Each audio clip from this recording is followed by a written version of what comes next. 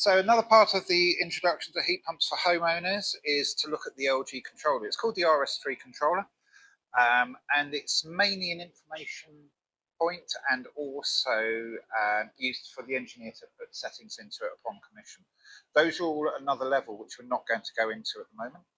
And yeah, there's a secret menu called the installer level. This is more about the homeowner. So we can see the current date and time shown on here. And we can adjust to some extent some of the settings, but mainly they're already been done. So AI currently on the screen would indicate that the the heating is in what's called a weather compensation mode. And that means that the output temperature to the radiators or underfloor heating varies based on settings that have already been put in, but also the current weather outside. So when it's colder externally, we need more heating. We do that by increasing the flow temperature to the radiators. And this is all part of efficiency. The hot water is the next screen across. So we can see that that's currently set to 50 degrees. That would suit most applications. However, if you've got a lot of people, for instance, over Christmas, you can actually store more hot water by raising that temperature. It becomes slightly less efficient the higher the temperature we go, but for instance, if we increase that to 55 degrees, there will be a limit that's been put in there within the service level. If we increase that to 55 degrees, that will give us more stored hot water. Quiet function over here isn't really used. It restricts the output of the heat pump, and the heat pump's already been sized to suit your property, so we don't really want to restrict it ever. They're the main settings for it.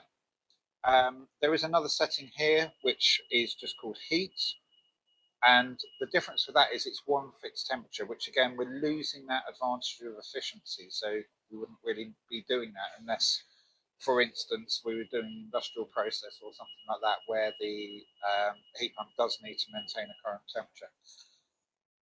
See in the top right, there's additional information. This is one of the nicest screens on any heat pump that I'm aware of. If we just touch this button once, it brings up another screen. With a lot of heat pumps, we'd be diving into multiple menus to try and find out what's going on. But with the LG, very, very simple. It tells us the current operation. So it says outdoor unit operation, water pump operation, and it's in domestic hot water mode. So that's dictated the settings that the heat pump's working to. We've just looked at 50 or 55 degrees target temperature, so it's reading a sensor on the cylinder. It's decided that it wants to go into hot water mode. We can see on here that the cylinder is currently at 14 degrees. Ignore the room temperatures, they're not really part of this function. And engineers' interest is we've got 20 degrees coming back from the cylinder and 25 degrees going out to the cylinder. If I press the OK button, I can also look at the water flow rate and water pressure. So if you've got concerns over the unit, you're trying to communicate with the engineer, or even contacting the unitherm, what I would like to see is a photograph of this screen. And this screen would give me a lot of information of what's actually going on. For instance, I've got no heat, but this might say that there's either a fault condition or that the thermostat isn't calling for heat. And we can get a really good snapshot very quickly of the information.